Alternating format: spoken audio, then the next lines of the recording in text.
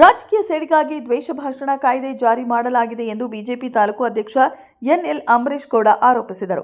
ಕರ್ನಾಟಕ ದ್ವೇಷ ಭಾಷಣ ಮತ್ತು ದ್ವೇಷ ಅಪರಾಧಗಳ ಪ್ರತಿಬಂಧಕ ವಿಧೇಯಕ 2025 ಸಂವಿಧಾನ ವಿರೋಧಿ ಎಂದು ಹೇಳಿದರು. ಈ ಕಾಯ್ದೆ ಸಂವಿಧಾನದ 19/1, 19/2 ಅಡಿ ನೀಡಿದ ಅಭಿವ್ಯಕ್ತಿ ಸ್ವಾತಂತ್ರ್ಯಕ್ಕೆ ಧಕ್ಕೆ ಎಂದರು. ದೇವನಹಳ್ಳಿ ಆಡಳಿತ ಸೌಧದ ಮುಂಭಾಗದಲ್ಲಿ ಬಿಜೆಪಿ ವತಿಯಿಂದ ಪ್ರತಿಭಟನೆ ನಡೆಯಿತು. ಜಿಲ್ಲಾಧ್ಯಕ್ಷ ರಾಮಕೃಷ್ಣಪ್ಪ ನೇತೃತ್ವದಲ್ಲಿ ತಹಶೀಲ್ದಾರ್ಗೆ ಮನವಿ ಪತ್ರ ಕೂಡ ಸಲ್ಲಿಸಲಾಯಿತು. ಕಾಯ್ದೆ ಪೊಲೀಸರಿಗೆ ಮತ್ತು ಸರ್ಕಾರಕ್ಕೆ ನಿರಂಕುಶ ಅಧಿಕಾರ ನೀಡುತ್ತದೆ ಎಂದು ಆಕ್ರೋಶ ವ್ಯಕ್ತವಾಯಿತು. ಜಾಮೀನು ಇಲ್ಲದ ಅಂಶ ಜನಸಾಮಾನ್ಯರಿಗೆ ಆತಂಕ ತಂದಿದೆ ಎಂದು ಹೇಳಿದರು. ಸರ್ಕಾರದ ವಿರುದ್ಧ ಟೀಕೆ ಮಾಡಿದವರ ಬಾಯಿ ಮುಚ್ಚಿಸುವ ಉದ್ದೇಶ ಇದೆ ಎಂದು ಆರೋಪಿಸಿದರು. ಕಾಂಗ್ರೆಸ್ ಸರ್ಕಾರ ಆಡಳಿತದಿಂದ ಜನಜೀವನ ಕಷ್ಟಕರವಾಗಿದೆ ಎಂದು ರಾಮಕೃಷ್ಣಪ್ಪ ಹೇಳಿದರು.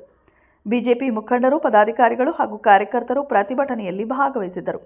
ಇದೇ ಸಂದರ್ಭದಲ್ಲಿ ಬಿಜೆಪಿ ಮುಖಂಡರುಗಳಾದ ದೇಸು ನಾಗರಾಜ್, ಬಿಕೆ ನಾರಾಯಣಸ್ವಾಮಿ, ಎಸ್ಸಿ ಮೋರ್ಚಾ ಅಧ್ಯಕ್ಷ ನಾಗೇಶ್ ಬಾಬು, ಕುಂದಾಣ ಯುವ ಮೋರ್ಚಾ ಅಧ್ಯಕ್ಷ ಅರುವನಹಳ್ಳಿ ವೆಂಕಟೇಗೌಡ, ಬೂದಿಗೆರೆ ನವೀನ್, ಭಾಗ್ಯಮ್ಮ ನವೀನ್ ಸೇರಿದಂತೆ ದೇವನಹಳ್ಳಿ ಮಂಡಲದ ಎಲ್ಲ ಪದಾಧಿಕಾರಿಗಳು, ಮುಖಂಡರು ಮತ್ತು ಕಾರ್ಯಕರ್ತರು ಉಪಸ್ಥಿತರಿದ್ದರು.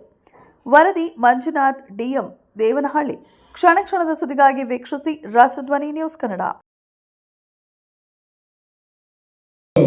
ಅವರ ನಡೆದು ಬಂದ ಹಾದಿ, ಬಾಲ್ಯದ ಅವರು ಏನೇನು ಎಲ್ಲಿಂದ ಸ್ಟಾರ್ಟ್ ಆಯಿತು, ಸಂಘ ಯಾವ ಥರ ಸೇರಿದ್ರು, ಅಧಿಕಾರ ಯಾವ ಥರ ಮಾಡಿದ್ರು ಅಂತ ಅವರು ಯಾರಿಗೂ ಕೂಡ ವಿರೋಧವಾಗಿ ಯಾವತ್ತೂ ಇದ್ದಿದ್ದಲ್ಲ. ಅವರು ಅಜಾತ ಶತ್ರು ಎಂಬ ಹೆಸರನ್ನ ತಗೊಂಡಿರೋ ಒಬ್ಬ ವ್ಯಕ್ತಿ ಅಂದ್ರೆ ಅದು ಅಟಲ್ ಬಿಹಾರಿ ವಾಜಪೇಯಿ ಅವರು. ನನ್ನ ಒಂದೇ ಉದ್ದೇಶಕ್ಕೋಸ್ಕರ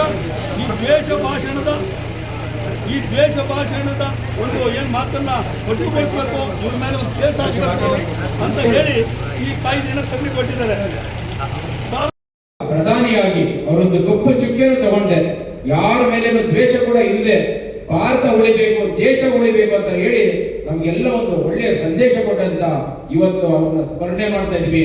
ನಾವೆಲ್ಲ ಧನ್ಯರು ಅಂತ ಹೇಳ್ತಾ, ಹಾಗೆ ಭಾರತೀಯ ಜನತಾ ಪಾರ್ಟಿ ದೇವನಹಳ್ಳಿ ತಾಲೂಕಲ್ಲೂ ಕೂಡ ಬಹಳ ಸುಭದ್ರವಾಗಿ ಇವತ್ತು ಜಿಲ್ಲಾಧ್ಯಕ್ಷರ ಅವರ ನಡೆದು ಬಂದ ಹಾದಿ, ಬಾಲ್ಯದ ಅವರು ಏನೇನು ಎಲ್ಲಿಂದ ಸ್ಟಾರ್ಟ್ ಆಯಿತು, ಸಂಘ ಯಾವ ಥರ ಸೇರಿದ್ರು, ಅಧಿಕಾರ ಯಾವ ಥರ ಮಾಡಿದ್ರು ಅಂತ ಅವರು ಯಾರಿಗೂ ಕೂಡ ವಿರೋಧವಾಗಿ ಯಾವತ್ತೂ ಇದ್ದಿದ್ದಲ್ಲ. ಅವರು ಅಜಾತ ಶತ್ರು ಎಂಬ ಹೆಸರನ್ನ ತಗೊಂಡಿರೋ ಒಬ್ಬ ವ್ಯಕ್ತಿ ಅಂದ್ರೆ ಅದು ಅಟಲ್ ಬಿಹಾರಿ ವಾಜಪೇಯಿ ಅವರು.